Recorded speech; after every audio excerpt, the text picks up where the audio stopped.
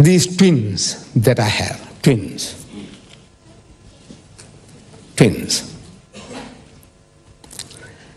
Now, to show you that these twins are not really twins, these are not identical. There is some deception here. They are identical on the face of it. I don't know whether the pastor would like to cooperate.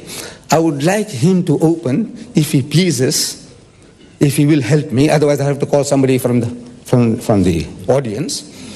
If he will help me, this book here, Isaiah chapter 37. If you'll only open Isaiah 37. No, this one here. These are twins. We want to compare the twins to see how they are deceiving the Christian world, how they produce this by the millions and deceive the ordinary people. I just want to demonstrate that, and I would like him to help me with this one, sir. This is the Holy Bible, Revised Standard Version. Just open Isaiah 37, and I'll read from here and see whether it is the same. That's all. If you will, sir. Shall I? Yes, sir. Okay. Just open it. Just open it. Just have a look, sir, while I'm reading. Just have a look whether I'm reading correctly. Isaiah 37. Which verse? From verse 1, sir. So we don't have to search. 37. Isaiah. Got it, sir? Verse 1. When King Hezekiah heard it, he rent his clothes and covered himself with sackcloth and went into the house of the Lord. Correct, sir? Yes, I am following. Yes.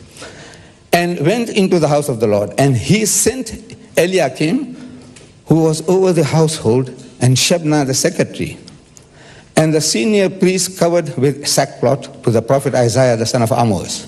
Verse 3.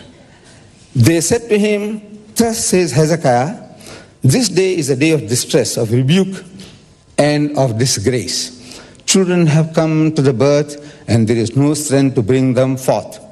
It may be that the Lord your God heard all the words of Rabshakeh, whom his master, the king of Assyria, has sent to mock the living God. And go on to verse 8. The Rabshakeh returned and found the king of Assyria fighting, and going on to verse 14, Hezekiah received the letter from the hand of the messengers and read it, and Hezekiah, and on, word for word the same. Yes. But sir, I'm not reading from the book of Isaiah, I'm reading from the book of Kings.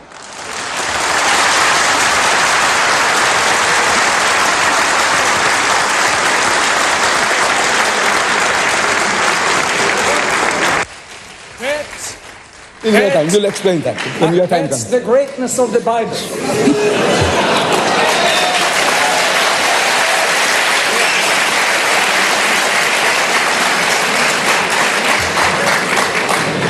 You see, word for word,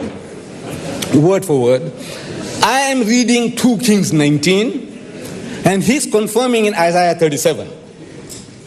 In other words, word for word, it is the same. And let me share with you the knowledge I have gathered from the Christian learned men. They tell me, unless the pastor says to the contrary, that the Bible was not a verbal revelation, like we Muslims believe about the Quran. We believe that the Quran was a verbal revelation. God Almighty tells his messenger, Qul huwallahu ahad, say he is God the one and only. So Muhammad says, Qul huwallahu ahad. So Allahu Samad, God the eternal absolute, so he says Allahu Samad. He says Lam Yalid wa Lam Yulad, he does not beget and is not begotten, so he says Lam Yalid wa Lam. The Quran is a verbal revelation. The Christians do not believe in a verbal revelation. They believe that the Holy Ghost, the Holy Spirit, inspired people, tickled people to write what they wrote. But in that case, you can't have word for word reproduction. If somebody tickles you to write about this meeting, you can't reproduce word for word what the other man has written, the other journalist. Your wordings will differ, your settings will differ. This is human. Even if you are inspired to write about this meeting, no two will be identical. Here, identical, which means that this was stolen. In literature, they call it plagiarism. Somebody has been plagiarizing what was written. This guy here, under his own name, he rewrites this whole thing and he says, this is mine. In literature, you call that stealing, and you can be charged for stealing. Now, God doesn't do that. He doesn't dictate to one prophet, and then he forgets what he has inspired, and he takes the trouble of repeating word for word, phrase for phrase, comma for comma, full stop for full stop. God doesn't do that, and the Holy Spirit don't do